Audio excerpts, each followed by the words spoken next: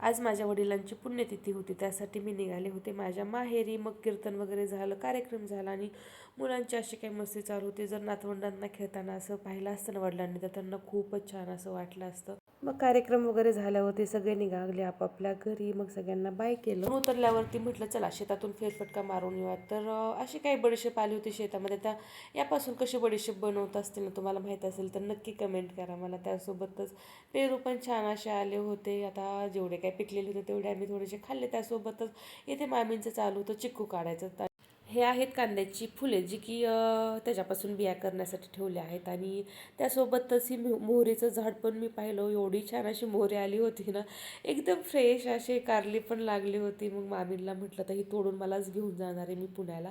आणि आजकाल आहे ना शेतामध्ये असं सगळंच लावायला लागलेत, कारण हायब्रिड खाण्यापेक्षा आहे ना हे घरचं थोडंफार काय असेल ते खाल्लेलं खूपच चांगलं. आणि थोडीशी कांद्याची पात वगैरे तोडली.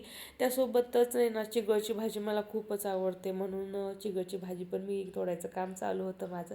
थोडासा शेतामध्ये फेरफटका मारला आणि नंतर दिवस मावायला आम्ही पोहोचलो घरी. आता घरी आल्यावरती एवढी सगळ्यांना भूक लागली होती ना, सगळ्यांनी कलिंगडावरती ताव मारला.